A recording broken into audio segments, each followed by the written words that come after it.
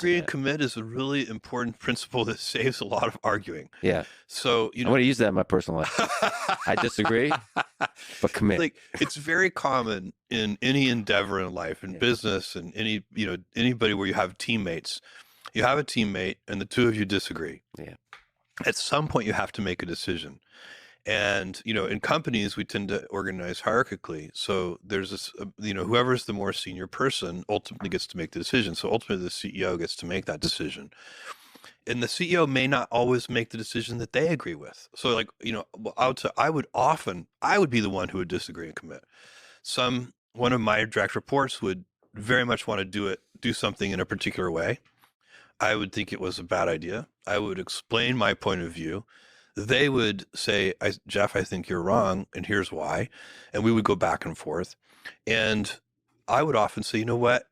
I don't think you're right, but I'm going to gamble with you. And you're closer to the ground truth than I am. I've known you for 20 years. You have great judgment. I don't know that I'm right either. Not really, not for sure. All these decisions are complicated. Let's do it your way. But at least then you've made a decision. And I'm agreeing to commit to that decision. So I'm not going to be second guessing it. I'm not going to be sniping at it. I'm not going to be saying, I told you so. I'm going to try actively to help make sure it works. That's a really important teammate behavior. There's so many ways that dispute resolution is a really interesting thing on teams. And there are so many ways when two people disagree about something, I'm assuming like the case where everybody's well-intentioned, they just have a very different opinion about what the right decision is. And we have in our society and inside companies, we have a bunch of mechanisms that we use to resolve these kinds of disputes. A lot of them are, I think, really bad. So an example of a really bad way of coming to agreement is compromise. So compromise, we're in a room here and I could say, Lex, how tall do you think this ceiling is? And you'd be like, I don't know, Jeff, maybe 12 feet tall. And I would say, I think it's 11 feet tall. Yeah. And then we'd say, you know what? Let's just call it 11 and a half feet. That's compromise. Yeah. Instead of the right thing to do is, to get a tape measure or figure out some way of actually measuring, but getting that tape measure and figure out how to get it to the top of the ceiling and all these things, that requires energy.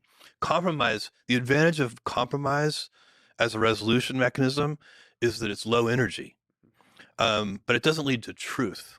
And so in things like the height of the ceiling, where truth is a knowable thing, you shouldn't allow compromise to be used when you can know the truth. Another really bad resolution mechanism that happens all the time is just who's more stubborn.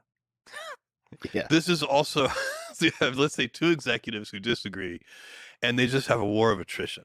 And whichever one gets exhausted first capitulates to the other one. Again, you haven't arrived at truth, and this is very demoralizing. So, this is where escalation, I try to ask people who, on my team, I say, never get to a point where you are resolving something by, who gets exhausted first. Escalate that. I'll help you make the decision. Because that's so de-energizing and such a terrible, lousy way to make a decision. So you want to get to the resolution as quickly as possible because that ultimately leads to a high velocity of decision. Yes, and you want to try to get as close to truth as possible. Yeah. So you want, exhausting the other person is not truth-seeking. Yes. And compromise is not truth-seeking. So, it doesn't mean, and there are a lot of cases where no one knows the real truth, and that's where disagree and commit can come in. But escalation is better than war of attrition. Escalate to your boss and say, hey, we can't agree on this. We like each other. We're respectful of each other, but we strongly disagree with each other. We need you to, make a decision here so we can move forward. But decisiveness, moving forward quickly on decisions, as quickly as you responsibly can, is how you increase velocity. Most of what slows things down is taking too long to make decisions at all skill levels. So it has to be part of the culture to get high velocity. Amazon has 1.5 million people, and the company is still fast.